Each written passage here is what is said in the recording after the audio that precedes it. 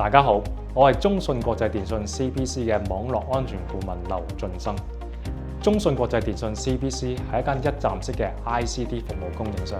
我哋以服務在地、連接全球作為我哋嘅理念。喺全球有170幾個 POP 店、30幾個 data center 同埋3個7×24嘅 SOC Operation Center， 服務全球160幾個地區同埋國家嘅客戶。咁要發現隱藏嘅黑客攻擊行為咧，客戶係需要維持7×24嘅日誌嘅分析同埋客戶行為分析嘅。咁呢個咧係需要巨大嘅成本投入。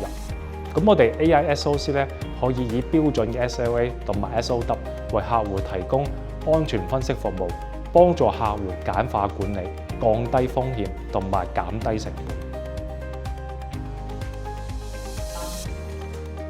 傳統嘅安全運作中心 SOC 就以人為主，其實就好難面對今日複雜嘅網絡攻擊行為嘅。咁 CPC 喺引入 AI 技術，自建星至神盾線平台之後，結合先進嘅 AI 技術、自動化流程及專業嘅團隊3大元素，利用內部部署嘅 AI 大模型，結合安全圍欄，進一步增強檢測能力，優化規則集，加快我哋嘅事件響應速度。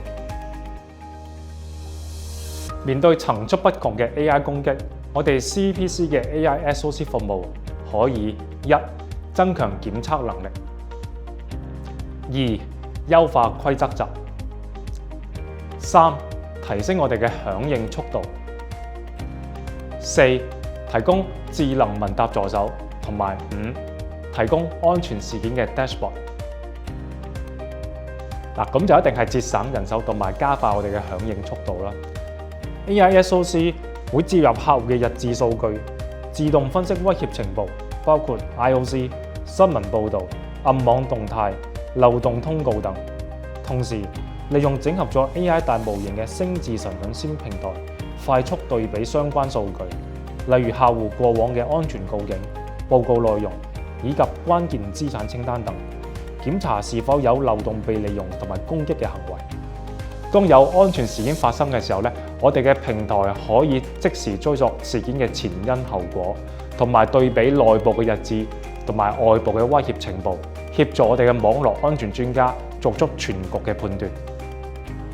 我哋 AI SOC 可以幫助各行各業喺網絡安全上以更加低嘅成本、更加高嘅效率，應對更加複雜嘅網絡安全挑戰，提升企業嘅網絡安全治理水平同埋合規水準。